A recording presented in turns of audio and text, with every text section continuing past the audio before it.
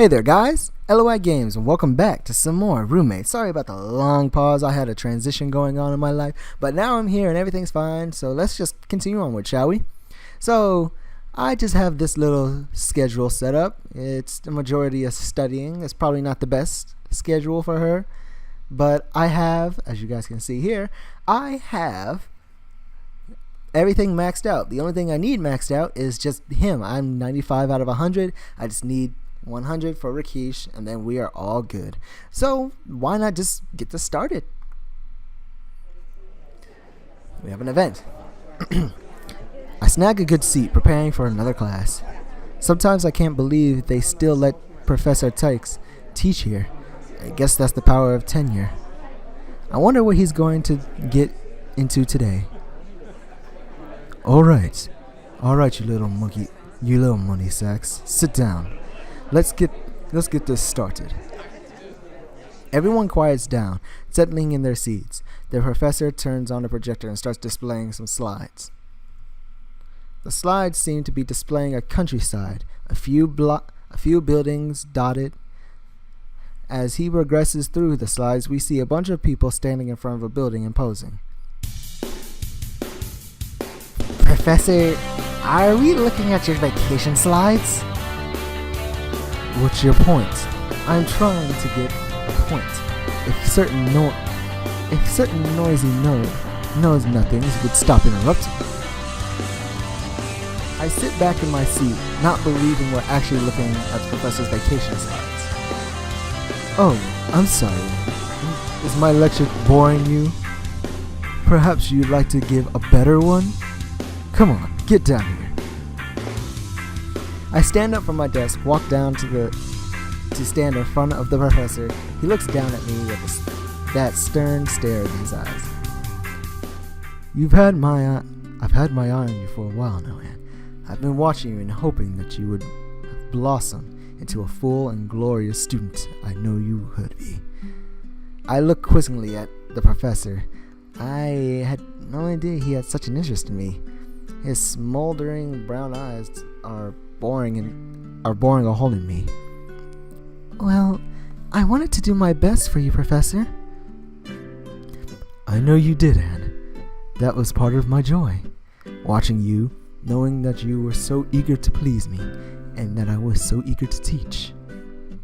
Suddenly, the professor takes me into his arms. You are the one for me, Anne. You are the one who can take my instructions, and I only teach pleasure. When I'm done, you will know pleasure and how to please better than anyone before. Hello, what? The professor hugs me close, looking down in my eyes. Will you complete me, Anne? Will you be my pupil? I need to complete this cycle. Pupil? Are you sure pupil or just student-teacher relationship? I don't know what's going on here. I can feel warmth creeping up my neck. I bury my head in the professor's coat. Well, of course we're gonna deny his advances, but give me a second, guys. I need to do quickly a little save here. Deny the professor's advances. I'm sorry, Professor Tykes, but my heart already belongs to Rakesh. The professor pushes me harshly away from him, throwing an arm across his face. Fine. I thought you could be one, but no. You are just like the others. You will never be complete without me, and you fool. Okay, is he teaching acting or something? I don't understand this. But I must admit, I will never be complete without you. From under his jacket, the professor pulls a long knife. The class gasps as he puts the point to his chest, just over his heart. If I can't have you, then I don't want anyone. I regret only one thing, that I wasted my time loving a waste like Anne. The professor pulls the dagger away. I turn my head, not wanting to watch. As the dagger plunges towards the chest, I hear a scream from the back. What? What's going on here? No! All this not lost, Professor. You don't have to do this. I don't? No, you really don't. Oh, I thought. Yes, I know, but you don't. You could always kill Anne if you need to kill someone. Hey! Back off! Hey, great idea. Here, take my spare. I look in horror as the professor and Roxanne begin approaching me with daggers bare. I can't run, I can't hide, and they're getting closer. They're almost on top of me. At the start, I lift my head from my desk. I can't believe I fell asleep. Oh, that was a dream? Oh, I got so scared. That was a dream. Okay. That makes some sense, I guess. I can't believe I fell asleep. What the hell was that dream? And that's why you should always be aware of what kind of cheese you buy in foreign countries. What were you talking about? See, I told you I was getting to a point. I have no idea what the point was because I fell asleep, but whatever. We fell asleep, so yeah. We don't really get the point of that statement. Everything seems to be going well. And we'll take a nap in the afternoon, if we can. Yeah, we do. We take a nap to get some more energy, and we have an event. There's an event here. Time's running short to get my plan in motion. It's time to start getting invites out. Which course means figuring out who to invite. I just hope Isabella can help me. Sure, why not? We'll play this event.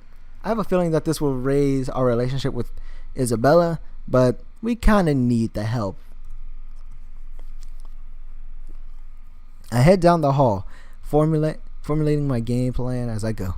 I knock on Isabella's door, idly playing with my hair as I listen to her footsteps approaching. Oh, hey Anne. Not studying tonight? Come on in. Oh, I've got some studying to do later tonight, but I need to ask you about something first. Sure. Anything. Well, not to draw it out too long, but I'm throwing a party and, well, I don't really know many people outside Leighton House. Oh. Oh? If you need to know some party animals, my dear, you have come to the right place. I kid. Trust me, I know how to get good partying going. Let me think about your personality. Yeah, okay. I think I can give you some people to call. Okay, thank you, Isabella. Isabella reaches over to her desk and pulls out a small book. She begins transcribing things from her address book into a spare piece of paper. Do you have some entertainment for us? Yeah, Max is going to be playing. Cartman suggests we also get a ping pong table and beer pong. Maybe a tournament. Oh, that sounds like fun. Have you started in advertising at all? Have we? No, I don't think I will. I mean, I'm not looking to get the whole campus invited and involved. Fair enough. You just want beer, or do you want to have a full-on bar? Nothing like a mixed drink to get the party going. Oh, I haven't thought about that.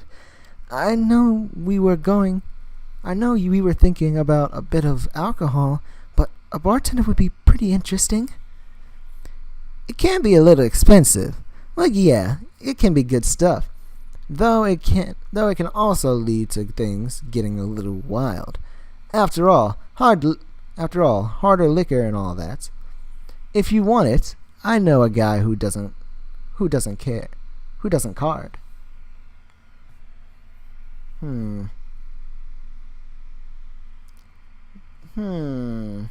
This is actually a tough decision to make, guys. So it's not really tough, but we can either get a bartender so he can make some drinks for us, and the party could get a little wild and probably out of control, or we could make it a little bit more low key, meaning that it could be kind of like an underground thing.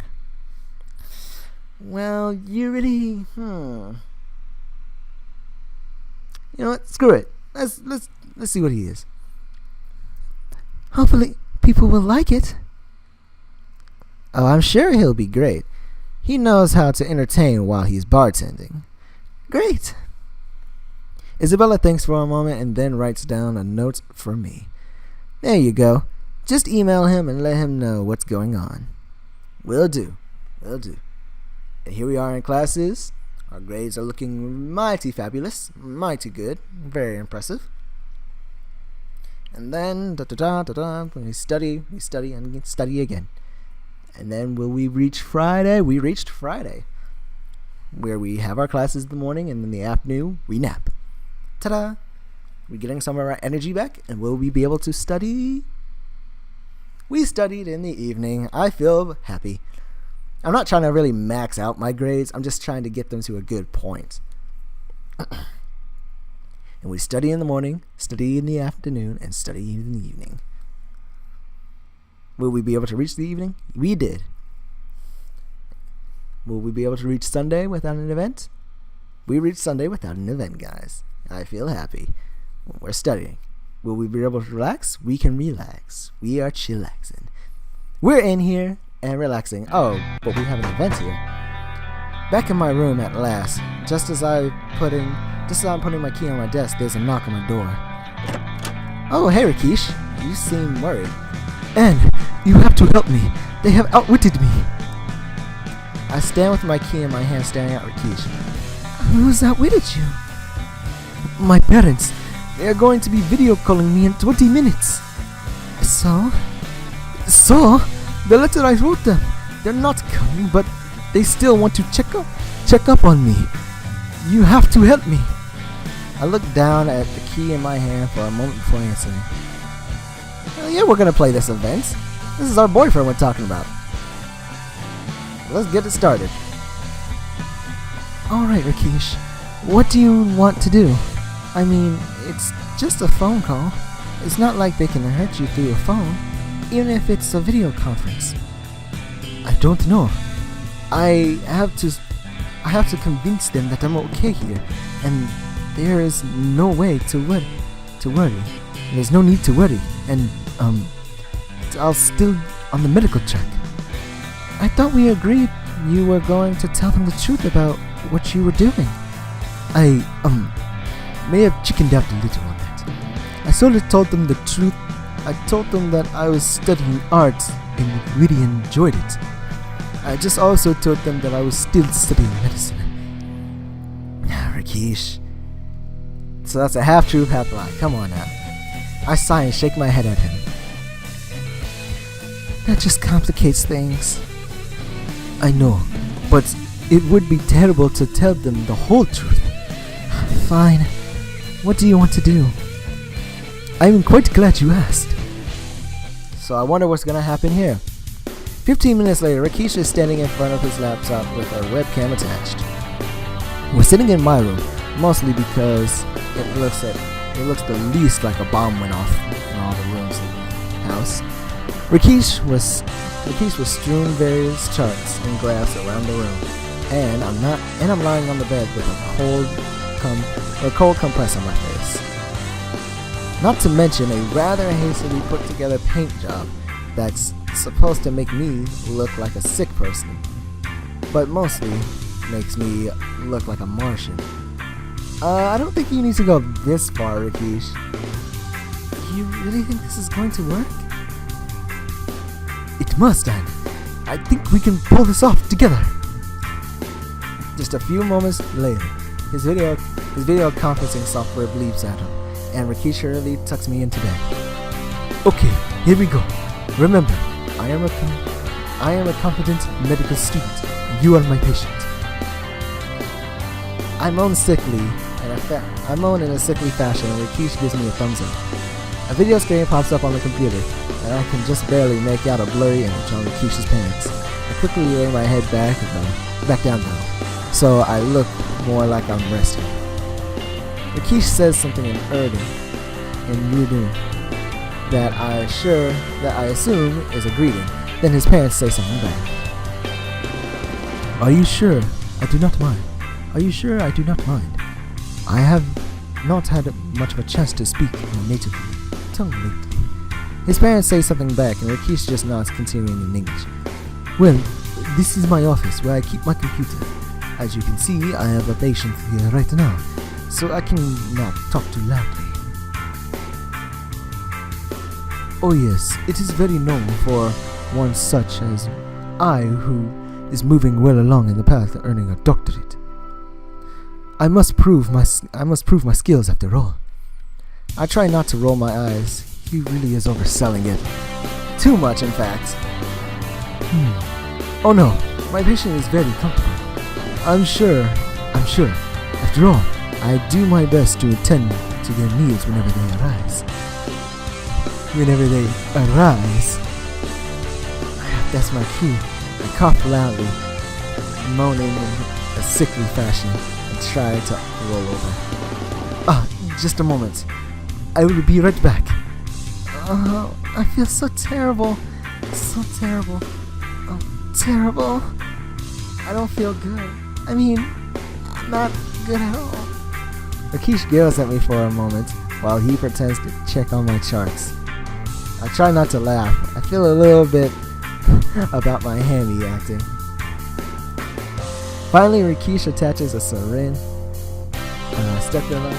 to my arm like he is trying to take my blood pressure while putting the chest piece of a stethoscope against my neck. I try to moan a little bit, but I don't think that's how those are supposed to be used. Oh my goodness, your pressure is 190 over 24, and your fever is 55 degrees Celsius. You must boost your fluid stat. I am sorry, mother, but I will have to call you back another time. My patient here may be collapsing. I gurgle a little and fall back limply. I really hope this helps, though a part of me really hopes it doesn't. These kinds of theatrics can't last forever. What do you mean? What am I doing? I am tending to a patient, as we in medical training do. Of course this is the deal. What else could it be? Well, I guess this kind of theatrics don't last very long at all. Rakesh is floundering. I open my eyes to see him sweating bullets, looking at the screen. I guess the jig is up. I guess so too. But we're gonna have to choose what we say in the next part, guys. And I think I'll end it here. Anyway, like and favorite if you enjoyed. Subscribe to become part of the archives, and I'll see you all later. Peace.